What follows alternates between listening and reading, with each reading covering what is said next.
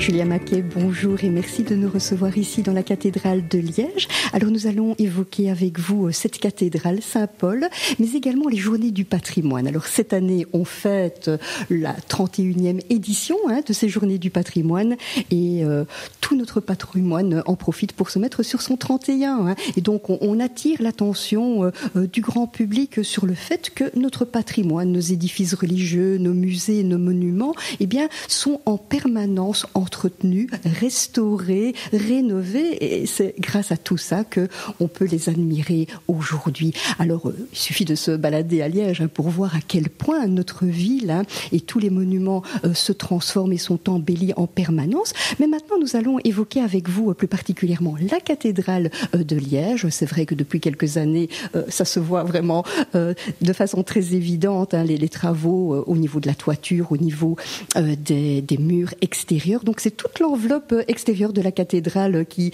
va être rajeunie. On verra ça courant de l'année prochaine. Mais quand Saint-Paul a connu déjà des rénovations, c'était déjà au XIXe siècle, quand elle a été choisie pour devenir la nouvelle cathédrale. Dans l'Ancien Régime, avant la Révolution, elle était une simple collégiale, et puis tout au début du XIXe siècle, eh bien, c'est Saint-Paul qui est choisi pour devenir la nouvelle cathédrale de Liège. Alors on en profite justement pour l'embellir, la transformer, et ces travaux seront confiés à un jeune architecte très prometteur, très prolifique ici à Liège, c'est Jean-Charles Delceau. Alors voilà, on lui offre cet édifice religieux à rénover. Que va-t-il faire ? Oui, voilà. Donc la cathédrale va faire l'objet de plusieurs phases d'embellissement et d'amélioration à travers le temps. La première, qui est la plus visible, c'est la tour, qui est achevée en 1811, avec des matériaux qui proviennent très vraisemblablement de l'ancienne cathédrale. Et cette tour abrite d'ailleurs toujours aujourd'hui le carillon de l'ancienne cathédrale Saint-Lambert, qui a été détruite à la Révolution. Et effectivement, en 1839, le chapitre décide de rénover sa nouvelle cathédrale. Et le chantier est confié à l'architecte Jean-Charles Delceau, qui va mener une campagne de restauration qui va durer plusieurs années. Il ne finira pas les travaux, mais on suivra grosso modo les plans qu'il a évolués. Et ça va affecter toute la physionomie générale de l'édifice. Et donc, la tour, c'est pas lui. Non, la tour, non, elle est antérieure, puisqu'elle est achevée en 1811, et elle évoque la forme de la tour de l'ancienne cathédrale. Quand on compare les gravures avec la grande tour de la cathédrale et la tour de l'actuelle cathédrale, on voit effectivement qu'il y a une similitude. C'était une manière de rappeler le souvenir de la cathédrale et de montrer aussi que Saint-Paul était l'héritière de l'ancienne cathédrale. Donc il y avait une notion de continuité. Alors Jean-Charles Delceau, que va-t-il faire, lui ? Alors, Jean-Charles Delceau va être guidé par un objectif simple, mais qui va amener des modifications très en profondeur. Son objectif est d'homogénéiser l'ensemble de l'édifice. Et pour ce faire, il va se baser sur les éléments les plus récents, mais aussi ceux qui sont les plus décoratifs. Alors, de telle manière qu'il va restaurer parfois en profondeur des éléments qui existent. Il va reconstruire les arcs-boutants, refaire les contreforts. Il va également refaire la balustrade qui existe durant l'Ancien Régime, mais qui n'est qu'autour de l'abside et du chœur. Donc ça, c'est vraiment une restauration, une rénovation, même si c'est une rénovation en profondeur. Mais il va poursuivre et il va alors modifier l'aspect général de la cathédrale, par exemple, il va poursuivre cette galerie à croisillon qu'on voit autour de la cathédrale, tout le long de la nef principale, tout le long des nefs latérales. Il va également rajouter énormément de pinacles qui n'existaient pas dans la version antérieure, la version d'Ancien Régime, donc la version gothique. Donc ces pinacles, ces transformations vont modifier l'aspect de la cathédrale. Il va également reconstruire, construire plus exactement, les collatéraux qui se trouvent à côté du chœur, puisque c'était un ensemble de bâtiments disparates, et il va uniformiser le tout pour pour donner aux collatéraux nord la forme qu'ils ont à l'heure actuelle. Il était bien conscient que c'était quelque chose de neuf. Il n'y avait pas de démarche de refaire ce qu'il y avait précédemment au Moyen-Âge. Non, voilà, Jean-Charles Delceau s'inspire évidemment du travail qui a été réalisé par Viollet-le-Duc en France, notamment à Notre-Dame de Paris. On en a beaucoup parlé évidemment avec l'incendie. Donc l'objectif, c'est un art en soi. Donc on modifie, on essaye de reconstituer une réalité qui n'a pas, et la plupart du temps, qui n'a pas existé. Et donc ça altère parfois de manière importante le bâtiment, ce qui aura d'ailleurs des impacts au niveau de la restauration. Il faudra tenir compte, il y aura des conséquences liées à ces rénovations qui vont impliquer des décisions dans la phase de restauration qui est actuellement menée. Et donc actuellement, on a décidé de rénover l'état de la cathédrale telle qu'elle a été transformée au XIXe siècle. Oui, bien sûr, on a conservé, puisque toutes ces transformations font également partie de l'histoire de la cathédrale. L'objectif est ici de pouvoir la restaurer et lui donner un souffle et une vie qui puisse durer encore un certain nombre d'années.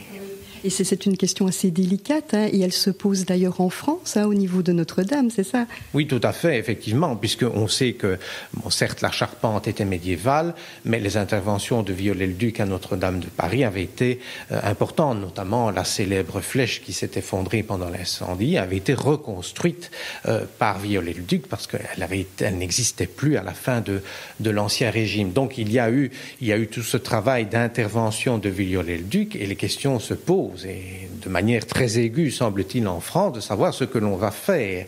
Mais bon, voilà, je suppose que la priorité pour l'instant, et c'est le cas, est de stabiliser ce qui a été sauvé, ce qui a été épargné, et puis les projets, on verra bien ce que cela donnera par la suite. Alors Julien Maquet, on n'en est peut-être pas assez conscient, mais le néo-gothique, hein, ce style, est vraiment un style en soi.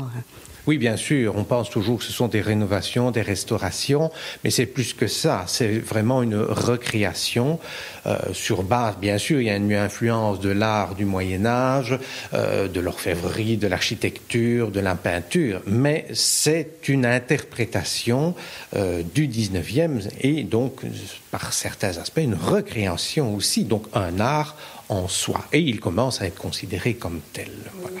Voilà. Donc Jean-Charles Delceau a fait toute cette transformation au milieu du XIXe siècle. Et par la suite, comment la cathédrale va-t-elle évoluer au niveau du bâtiment? Voilà, Jean-Charles Delceau va principalement intervenir sur la façade qui se trouve du côté de la place cathédrale.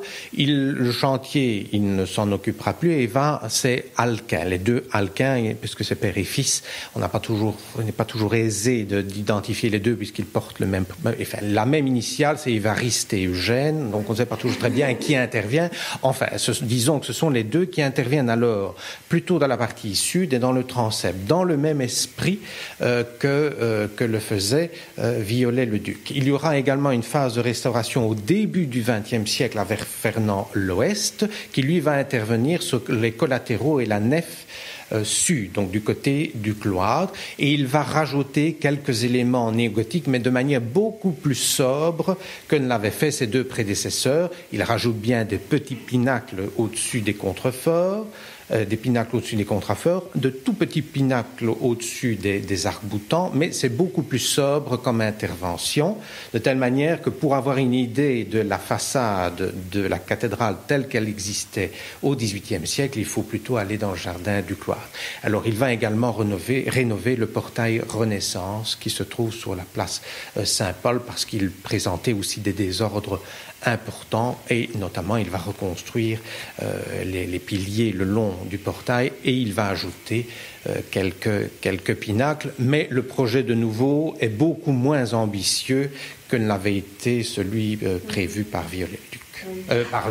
Par Jean-Charles Delceau, voilà, le lapsus est révélateur. Oui, on l'avait compris. Alors Julien Maquet, on le voit là, la cathédrale a été profondément transformée à l'extérieur, hein, l'enveloppe externe, mais vous le précisez également, à l'intérieur aussi, il y a eu des transformations vraiment spectaculaires. Hein. Oui, tout à fait, puisque cette décision de rénover la cathédrale en 1839 concerne l'extérieur, mais aussi l'intérieur. Delceau va reconstruire le premier collatéral nord, Alcuin fera le collatéral sud, on va reconstruire les voûtes aussi de l'abside, et puis on va décorer la cathédrale dans le style néogothique. Le chœur, et ça, le Trésor vient d'acquérir une très belle peinture des années 1860 qui représente justement le chœur en style baroque, et on voit les transformations radicales qui ont été opérées. On a enlevé le maître-autel baroque qui se trouve aujourd'hui à l'église Notre-Dame de Seraing, on dépend les peintures, on enlève le jubé de chœur et on installe les stalles monumentales néogothiques et l'autel majeur, évidemment, quelques années après, tels qu'on les voit à l'heure actuelle. Et la première étape, ça avait été la célèbre chaire de vérité, qui était un peu antérieure, puisqu'elle date de 1845. Donc, démodifié, on enlève le baroque et on installe le néogothique. Oui. Et il faut dire aussi que beaucoup d'objets liturgiques avaient disparu pendant la Révolution, hein, donc il fallait acquérir de nouveau. Voilà, tout à fait. Donc, pour que la cathédrale puisse continuer à assumer son nouveau rôle de cathédrale, à la fois au service de l'évêque, puisque c'est l'église de l'évêque, mais aussi du chapitre, puisqu'il y a un chapitre de chanoines qui existe dès le début du XIXe siècle, 8 chanoines puis 12 chanoines.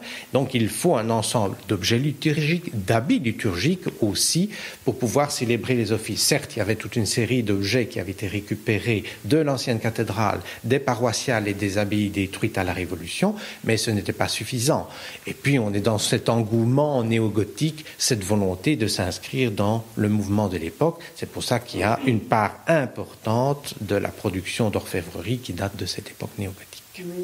Alors, dans le courant du XXe siècle, il y a les deux guerres. Est-ce que la cathédrale souffre beaucoup pendant ces périodes ? Oui, il y a ce qu'on appelait des bombes volantes. Quand les personnes plus âgées, ils parlent des bombes volantes, c'est souvent les V1. Il y en a un qui est tombé à proximité de la cathédrale, qui va provoquer un certain nombre de désordres, même s'ils sont limités. Par contre, ils vont détruire complètement les vitraux.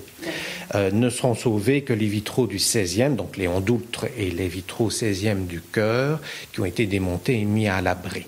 Et donc, ce qui a permis ici récemment de réinstaller des vitraux contemporains, les vitraux de Kim Il-jung en 2013 et les vitraux de Honegger dans les fenêtres hautes de la cathédrale grâce à un mécénat et qui redonne de belles couleurs à cette cathédrale. C'est clair. Alors, donc, ces vitraux du XVIe siècle ont pu être sauvés parce qu'ils avaient été démontés, hein, c'est ça ? Voilà, tout à fait. C'est le même cas de figure à Saint-Jacques. Les vitraux XVIe avaient été mis à l'abri. Saint-Jacques a été un V1 qui est tombé à proximité.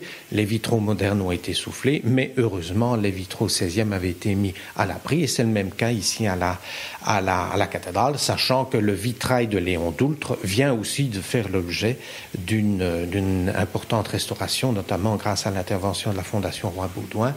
Et on a pu le replacer après une petite vingtaine d'années d'absence. Alors Julia, nous allons parler maintenant des rénovations actuelles qui sont là depuis quelques années. On parle de 2015-2016, nous allons voir ça en détail. Et puis voilà, la cathédrale, c'est vrai qu'elle était assez noircie. Les murs extérieurs étaient assez noirs, pas très jolis pour certains. Et donc il y a eu cette volonté, des fonds ont été débloqués pour rénover l'enveloppe extérieure. Alors ça a commencé quand ? Alors, en réalité, la cathédrale a fait l'objet de ce qu'on appelle au niveau de la région wallonne, puisque c'est la région wallonne qui est le principal pouvoir subsidiant à 95%. Ce n'est pas rien. Donc, il y a une intervention qui est importante, mais qui a été phasée sur plusieurs années. Donc, c'est un accord cadre qui va de 2013 à 2020, avec une tranche d'1 million d'euros qui est versée chaque année. Il y a d'autres accords cadres au niveau régional wallon, mais la cathédrale bénéficie de cet accord cadre d'ici depuis quelques années jusqu'à l'année prochaine, justement pour que les travaux puissent se faire, les travaux d'ampleur puissent être effectués dans de bonnes conditions. Et qu'est-ce qui était envisagé ? Alors, vraiment, les Liégeois ont vu le chantier débuter à partir de 2016. Mais le projet a bien commencé en 2013. En réalité, il y a toute une série d'études préalables qui ont dû être menées, une enquête historique sur l'histoire notamment des restaurations et des rénovations antérieures pour que les architectes puissent agir en connaissance de cause. Une analyse aussi approfondie des charpentes, et on a constaté effectivement que les charpentes posaient des problèmes, notamment en raison des interventions du Viollet-le-Duc, et donc ont dû être rénovées. Rénovation de la toiture totale, mais il faut d'abord restaurer la charpente puis la toiture, et le remplacement d'éléments en plomb, notamment la toiture des collatéraux. Le plomb qui commençait à dater était devenu poreux et donc impliquait des infiltrations. Donc le chantier visible n'a commencé qu'à partir de 2016 sur base justement des données qui avaient été récoltées les années avant. Et il y a aussi un scan, une analyse des pierres avec un relevé, une documentation de chacune pierre abîmée justement pour pouvoir restaurer de manière valable. Donc l'année prochaine, toute l'enveloppe extérieure sera complètement mise à neuf. Voilà, et ici on est dans la troisième phase des travaux. Donc la nef principale a été dégagée, la toiture provisoire a été enlevée et elle a été déplacée, les échafaudages sur la tour et sur le chœur justement pour pouvoir terminer cette phase puisque l'étendue évidemment est énorme d'un bout à l'autre de l'édifice. Donc c'est un budget important, hein, on l'a dit tout à l'heure, hein, on parle de 8 millions d'euros sur 8 ans, hein, 1 million chaque année. Alors une fois terminé, on en sera où ? Disons que l'enveloppe extérieure de la cathédrale sera complètement rénovée, aussi bien la toiture, les maçonneries, les structures en plomb, et cela complète les restaurations qui avaient affecté le trésor il y a quelques années. Donc elle sera complètement remise à neuf. Elle sera complètement remise à neuf. Et par la suite, il y a, je suppose, ce travail d'entretien. Vous avez déjà en tête certaines choses en particulier à entretenir, à rénover, à restaurer. Oui, ça, donc voilà, la priorité était l'enveloppe extérieure et c'est une mission qui relève du conseil de fabrique puisqu'il est aussi un des intervenants avec la province dans la subsidiation. Le conseil de fabrique de la fabrique cathédrale intervient dans le travail et une réflexion est en cours et est menée par le conseil de fabrique pour la suite effectivement. Alors Julien Maquet, la cathédrale est bien évidemment ouverte au grand public en ces journées du patrimoine, hein, le 7 et le 8 septembre prochain. Alors ouverture et visite libre, c'est ça qui est prévu ? Oui, tout à fait. Il y a un accueil qui est organisé d'ailleurs en permanence dans la cathédrale avec la possibilité d'obtenir des renseignements et de pouvoir circuler et découvrir la cathédrale, sachant qu'à l'heure actuelle, la mise sur son 31 pour la cathédrale, c'est l'extérieur. Et on peut ainsi apprécier une partie des façades qui sont maintenant dégagées et qu'on peut deviner. On y verra encore un peu plus clair l'année prochaine. Mais voilà, c'était une manière aussi de montrer l'importance et l'investissement des pouvoirs publics et l'importance des frais qu'ils peuvent consentir pour pouvoir rénover des bâtiments tels que la cathédrale. Tout à fait. Un tout grand merci, Julien Maquet, et à bientôt. À bientôt, merci.